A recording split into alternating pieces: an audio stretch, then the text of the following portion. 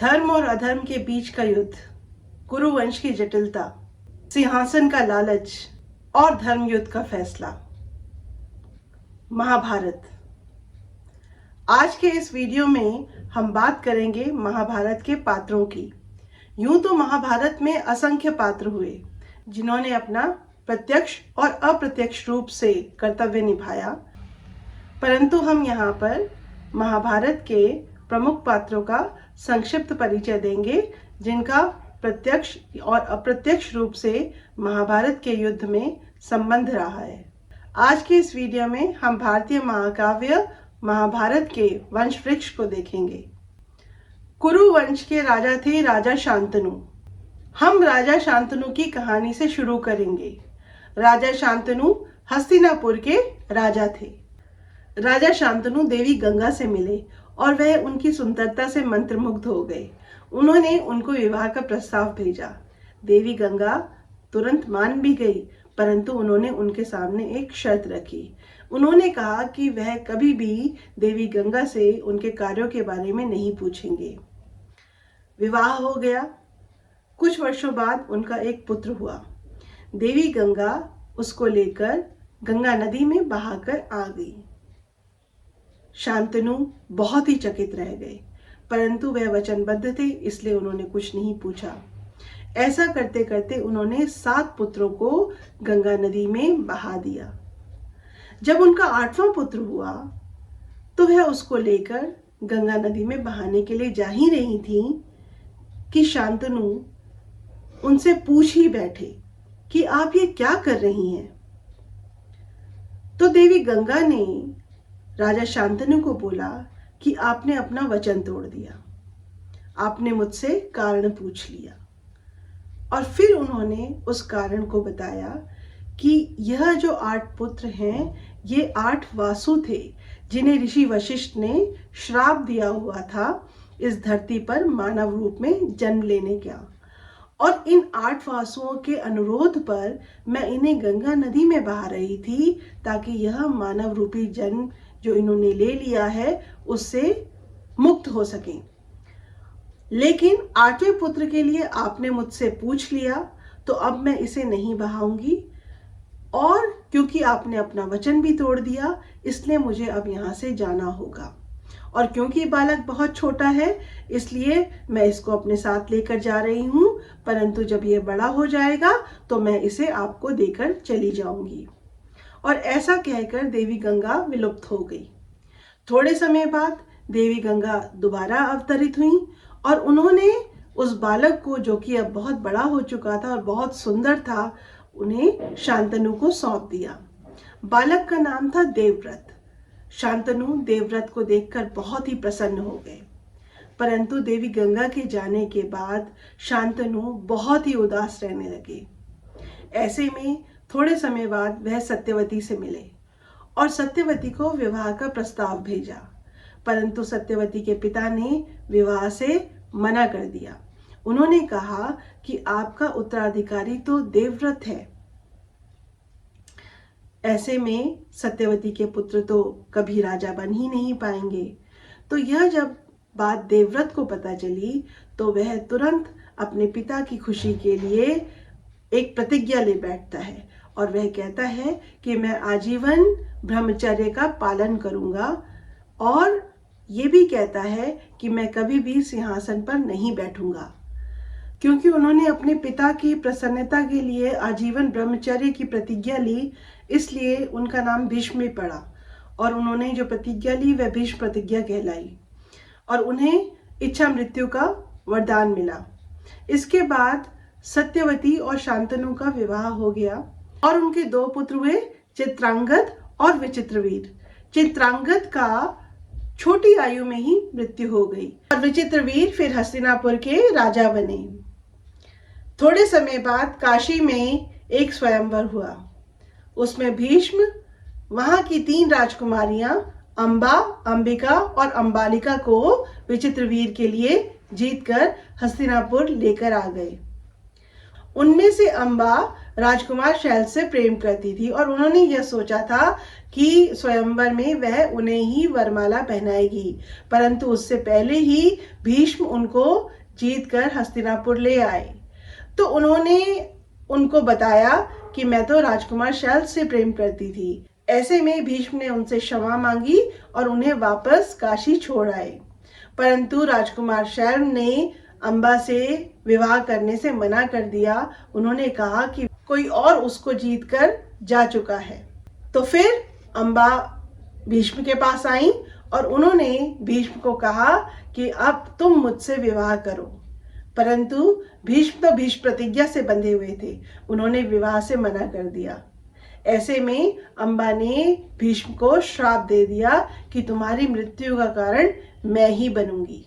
कुमारी अंबिका और राजकुमारी अंबालिका का विवाह विचित्रवीर से हो गया। उनकी संतान होती उससे पहले ही विचित्रवीर की मृत्यु हो गई। सारा हस्तिनापुर शोक में ग्रस्त हो गया।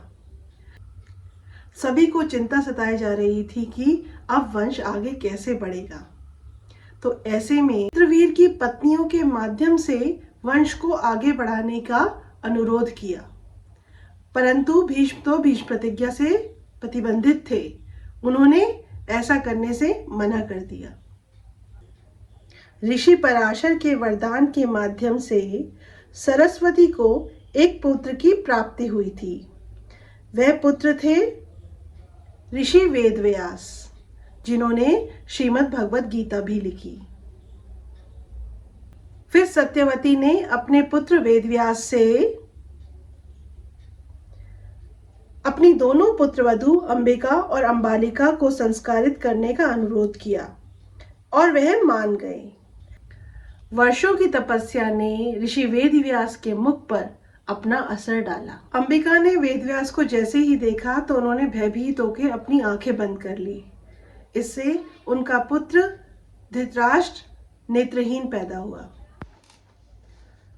अंबालिका को आंख ना बंद करने की चेतावनी दी गई, लेकिन जैसे ही उन्होंने वेदव्यास को देखा तो उनका मुख झुलस गया। इसलिए जो उनका पुत्र हुआ पांडु वह पीला हुआ। इसी बीच सत्यवती ने अपनी दासी परिश्रमी को उस कक्ष में भेजा जहां पर यह कार्य चल रहा था। तो वहां मंत्रोच्चारण जो चल रहे थे वह दासी परिश्रमी के कानों तक पहुंचे और उससे जन्म हुआ विदुर का, अर्थात धृतराष्ट्र, पांडु और विदुर का जन्म ऋषि वेदव्यास के मंत्रोच्चारण के कारण से हुआ था। एक तरह से देखा जाए तो विदुर धृतराष्ट्र और पांडु के भाई थे। अब राजा घोषित करना था विचित्रवीर के बाद, तो धृतराष्ट्र को राजा बनाने की सबने सोची, परंतु उनके प्रधानमंत्री विदुर के आपत्ति जताने के कारण राजा पांडु को बना दिया गया। धृतराष्ट्र का विवाह गांधार की राजकुमारी गांधारी से हुआ। जब गांधारी को पता चला कि उनका पति जन्म से ही नेत्रहीन है तो उन्होंने भी अपनी आंखों पर पट्टी बांध ली और प्रतिज्ञा ले ली कि वह कभी भी यह पट्टी नहीं उतारेंगी। इस घटना से गांधार के राजकुमार और गांधारी के भाई शकुनी को अपनी बहुत ही अपमान लगा और उसने एक प्रतिज्ञा ले ली कि वह कुरु वंश को नष्ट करके रहेगा। कौरवों और पांडवों के युद्ध में शकुनी का एक महत्वपूर्ण योगदान था। धृतराष्ट्र की पत्नी गांधारी ने विवाह से पूर्व तपस्या की थी और उन्हें भगवान शिव से यह वरदान मिला था कि उनके 100 पुत्र होंगे। विवाह के बाद वह गर्भवती हो गई और आने वाली संतानों की प्रतीक्षा करने लगी। पांडु का विवाह कुंती भोज की राजकुमारी कुंती से हुआ। कुंती जो सूर्यसेन के यहाँ पैदा हुई थी और सूर्यसेन के चचेरे भाई कुंती भोज द्वारा अपनाई गई थी। कुंती भोज ने कुंती का स्वयंवर आयोजित किया और वहां पर कुंती ने पांडु को अपने पति के रूप में स्वीकार किया। अब कुंती हस्तिनापुर की रानी थी। कुंती को गुरु दुर्वासा ने एक मंत्र दिया था जिससे अपने मन में किसी भगवान का आवाहन करने से उसी भगवान के गुणों वाला पुत्र उनको प्राप्त हो जाता। तो जिज्ञासा स्वरूप कुंती ने भगवान सूर्य का आवाहन किया और उन्हें भगवान सूर्य ने अपने ही गुणों जैसा एक पुत्र दे दिया जो कि पवित्र कवच पहनकर पैदा हुआ। उस पुत्र का नाम था कर्ण। कुंती बहुत भयभीत हो चुकी थी। उन्होंने कर्ण को गंगा में बहा दिया। पुत्र बहता जा रहा था कि तभी वहां पर भीष्म के साथ अधिरथ और राधा ने देख लिया और उन्होंने फिर उसको अपना लिया। कर्ण का अपनी पालनकर्ता माँ के नाम पर राधे नाम पड़ गया। कर्ण का विवाह वैशाली नाम की कन्या से हुआ। अपने साम्राज्य को आगे बढ़ाने के लिए पांडु ने मद्र की राजकुमारी माधवी से विवाह किया। एक दिन राजा पांडु जंगल में शिकार करने के लिए गए और वहां पर ऋषि किंदम और उनकी पत्नी पर उनसे गलती से बाण चल गया। ऋषि किंदम की मृत्यु हो गई और मरते मरते ऋषि किंदम ने उनको श्राप दे दिया कि जब कभी भी वह अपनी पत्नी के साथ अंतरंग होंगे तो उनकी तुरंत मृत्यु हो जाएगी। उसके बाद पांडु ने कुंती से संतान ना होने की संभावना व्यक्त की। फिर रानी कुंती ने उनको मिले हुए वरदान का उल्लेख किया और उस वरदान का उपयोग भी किया। इससे धर्मराज द्वारा युधिष्ठिर, पवनदेव द्वारा भीम और इंद्रदेव द्वारा अर्जुन का जन्म हुआ। संतान ना होने के कारण राजा पांडु की दूसरी पत्नी माधवी बहुत दुखी थी। माधवी को दुखी देखकर उन मंत्रों को कुंती ने माधवी को भी सिखा दिया और बोला कि माधवी, अगर तुम सच्चे मन से इन मंत्रों का उच्चारण करोगी तो मुझे विश्वास है कि तुम्हें भी पुत्र की प्राप्ति अवश्य होगी। तो माधवी ने ऐसा ही किया। तो माधवी ने अश्विनी कुमारों का आवाहन किया जो कि जुड़वा भाई थे और उनके द्वारा नकुल और सहदेव का जन्म हुआ जो कि जुड़वा थे। एक दिन राजा पांडु ने ऋषि किंदम का श्राप भुला दिया और वह माधवी के साथ प्रेम प्रसंग में आ गए, परंतु ऋषि किंदम के श्राप के कारण उनकी तुरंत ही मृत्यु हो गई। इससे माधवी बहुत ही शोक में आ गई और वह भी सती हो गई और उनकी भी मृत्यु हो गई। वहां गांधारी असामान्य रूप से 2 वर्षों से गर्भवती थी, पर उनकी संतान का जन्म ही नहीं हो रहा था। ऐसे में उन्होंने सुना कि कुंती के तो 5 पुत्र हो गए, तो वह बहुत ही ज्यादा उत्तेजित हो गई। जब उन्हें पता चलता है कि कुंती ने युधिष्ठिर को जन्म दिया है, तब वह अपने गर्भ पर लांछन लगाती है और उसी के फलस्वरूप एक मांस के लोथड़े का जन्म होता है। सत्यवती के पुत्र वेदव्यास ने उस मांस के लोशे को 101 भागों में विभाजित किया। उन्होंने उसे 2 सालों तक मिट्टी के बर्तनों में संग्रहित करके रखा। इसमें से सबसे पहले दुर्योधन का जन्म होता है। दुर्योधन का जन्म कुंती पुत्र युधिष्ठिर और भीम के बाद होता है। इसी तरह दुर्योधन के भाई दुशासन का जन्म होता है और उसके बाद विकर्ण का जन्म होता है और बाकी 97 भाइयों का जन्म होता है और एक बहन दुशल्ला का जन्म होता है। दुशल्ला का विवाह राजा जयद्रथ के साथ होता है। पांडवों में सबसे पहले विवाह भीम का होता है। भीम का विवाह हिडिंबा नाम की राक्षसी के साथ होता है और उनके साथ एक पुत्र होता है जिसका नाम था घटोत्कच। राक्षस वंश में होने के कारण हिडिंबा और उसका पुत्र घटोत्कच दोनों ही वन में रहते थे। महाभारत के युद्ध के दौरान घटोत्कच की मृत्यु हो जाती है। अब हम जानते हैं कि भगवान श्री कृष्ण का कुरुवंश से और महाभारत से किस प्रकार से संबंध है। कुंती के भाई वासुदेव हैं। वासुदेव ने देवकी से विवाह किया जो राजा कंस की चचेरी बहन थी। एक ज्योतिष ने कंस को सूचित किया था कि देवकी के 8वें पुत्र के द्वारा उसकी मृत्यु हो जाएगी। फिर कंस ने देवकी और वासुदेव को कैद कर लिया और उनसे पैदा हुए 6 बच्चों को मार डाला। 7वें बच्चे को भगवान विष्णु के द्वारा देवकी के गर्भ से वासुदेव की पहली पत्नी रोहिणी के गर्भ में स्थानांतरित कर दिया। बलराम 7वें पुत्र थे। जब 8वें पुत्र भगवान श्री कृष्ण का जन्म होता है, तब वासुदेव गुप्त रूप से शिशु कृष्ण को यमुना पार ले जाते हैं। अपने मित्र नंद और उनकी पत्नी यशोदा शिशु बदल देते हैं। कंस उस नवजात शिशु को मारने की कोशिश करता है, जिसे वासुदेव ने अपने बच्चे के साथ बदल दिया था। तब वो बच्ची दुर्गा माँ के रूप में प्रकट होती है और चेतावनी देती है कि उसकी मृत्यु ने इस संसार में जन्म ले लिया है और विलुप्त हो जाती है। बाद में वह बच्ची सुभद्रा या महामाया के नाम से जानी जाती है। भगवान श्री कृष्ण भगवान विष्णु के 8वें अवतार हैं। उन्होंने अपने मामा कंस का वध कर दिया। सुभद्रा का जन्म वासुदेव और रोहिणी से हुआ था, इसलिए बलराम, सुभद्रा और कृष्ण तीनों भाई बहन हैं। कुंती के भाई वासुदेव थे, जो भगवान कृष्ण के पिता थे, अर्थात कुंती भगवान श्री कृष्ण की बुआ थीं। अब हम कुरुवंश पे वापस आते हैं। आचार्य द्रोण भारद्वाज के पुत्र थे। आचार्य द्रोण का जन्म मिट्टी से बने एक बर्तन से हुआ था, इसलिए उनका नाम द्रोण रखा गया, जिसका अर्थ है मिट्टी से बना एक बर्तन। द्रोण और राजा प्रास के पुत्र द्रुपद दोनों ही एक ही गुरुकुल में अध्ययन करते थे। दोनों ही बहुत ही अच्छे मित्र थे। द्रुपद ने उन्हें एक बार आश्वासन दिया कि जब वह राजा बन जाएगा तो अपने राज्य का आधा हिस्सा वह द्रोण को दे देगा।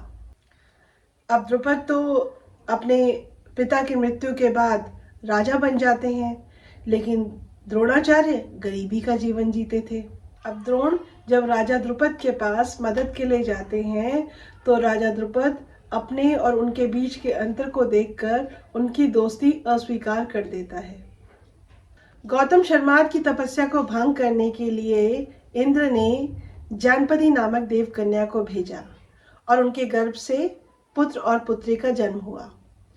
लेकिन माता पिता ने पुत्र और पुत्री को जंगल में छोड़ दिया। एक दिन शांतनु जंगल में गए हुए थे तो उन्हें वहां पर वह पुत्र और पुत्री दिखे। उन्होंने उन्हें अपना लिया और उनका लालन पालन अपने पुत्र और पुत्री की तरह किया और उन्होंने उनका नाम कृपा और कृपी रख दिया। कृपा जो थे वह आगे चलकर कृपाचार्य के नाम से जाने जाते हैं और वह एक बहुत ही अच्छे धनुर्धर थे। भागवत के अनुसार कृपाचार्य की गणना सप्तऋषि में होती है। कृपाचार्य पांडव और कौरव दोनों के ही गुरु थे। कृपी का विवाह गुरु द्रोणाचार्य से हो गया। गुरु द्रोणाचार्य भगवान शिव को प्रसन्न करने के लिए घोर तपस्या करते हैं, जिससे उनको एक पुत्र की प्राप्ति होती है और उस पुत्र का नाम है अश्वत्थामा। उसके माथे में एक मणि थी जिसके कारण वह अमर था। अश्वत्थामा को उसके कर्मों के कारण महाभारत के युद्ध में भगवान श्री कृष्ण सदा जीवित रहने का श्राप देते हैं। यहाँ पर द्रोणाचार्य कुरुवंश के पांडव और कौरवों को शिक्षा प्रदान करते हैं और गुरु दक्षिणा में वह राजा द्रुपद को हराने और बंदी बनाने को कहते हैं। सबसे पहले कौरव राजा द्रुपद पर हमला करते हैं, पर राजा द्रुपद सभी कौरवों को हरा देते हैं। फिर अर्जुन के नेतृत्व में सभी पांडव राजा द्रुपद को हरा देते हैं। फिर राजा द्रुपद को वह बंदी बनाकर गुरु द्रोणाचार्य के पास लेकर जाते हैं। फिर गुरु द्रोणाचार्य राजा द्रुपद को उनकी गलती का एहसास कराकर मुक्त कर देते हैं। और राजा द्रुपद इस अपमान का प्रतिशोध चाहते थे, पर उन्हें पता था कि गुरु द्रोणाचार्य की ताकत के सामने उनका कोई मेल नहीं है। वहीं पर राजकुमारी अंबा भीष्म से प्रतिशोध लेने के लिए भगवान शिव की तपस्या करती है और परिणाम स्वरूप एक नए रूप में पुनर्जन्म लेती है।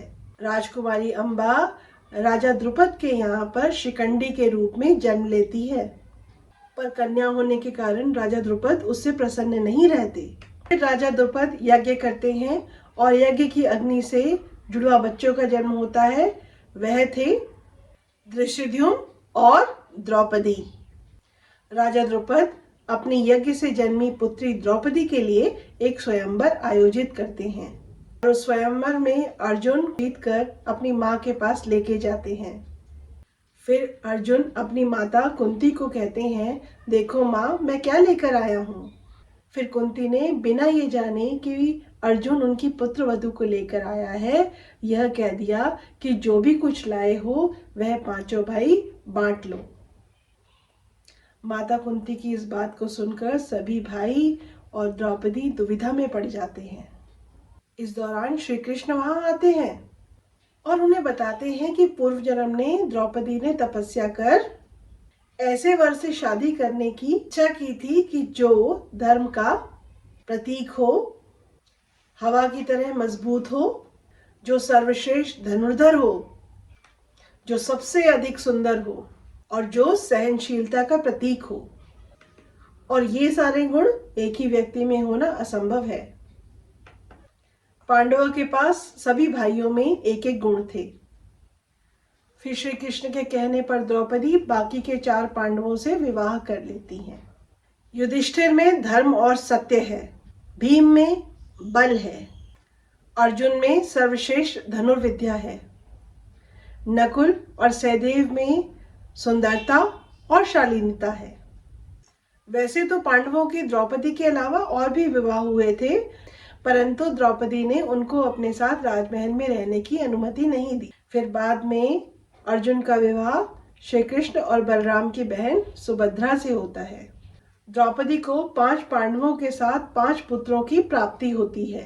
युधिष्ठिर से प्रतिबिंब का जन्म होता है, भीम से सुत योग का जन्म होता है, अर्जुन से शुतकर्मा का जन्म होता है, नकुल से शैतालिक का जन्म होता है, सहदेव से सुतसेन का जन्म होता है। परंतु दुर्भाग्यवश उन 5 पांडवों की मृत्यु महाभारत के युद्ध के दौरान हो जाती है। अर्जुन और सुभद्रा का एक पुत्र हुआ जिसका नाम था अभिमन्यु। अभिमन्यु भगवान श्री कृष्ण और बलराम के भांजे हैं। अभिमन्यु का विवाह राजकुमारी उत्तरा से हो जाता है। अभिमन्यु की महाभारत के युद्ध के दौरान मृत्यु हो जाती है। उस समय अभिमन्यु की पत्नी उत्तरा गर्भावस्था में होती है। इसी दौरान गुरु द्रोणाचार्य के पुत्र अश्वत्थामा पांडवों के वंश को नष्ट करने के लिए ब्रह्मास्त्र छोड़ देते हैं, जिसके कारण उत्तरा के गर्भ में पल रहे शिशु की मृत्यु हो जाती है। फिर भगवान श्री कृष्ण उत्तरा के गर्भ में उस मृत शिशु को जीवित कर देते हैं और उस शिशु का नाम रखते हैं परीक्षित। परीक्षित कुरु राज्य वंश को जारी रखते हैं। वीडियो को ज़्यादा से ज़्यादा शेयर करें, चैनल को सब्सक्राइब करें और बेल आइकन ज़रूर दबाएं ताकि जब कभी भी हम इस पे नया वीडियो अपलोड करें तो इसकी जानकारी आपको तुरंत मिल जाए।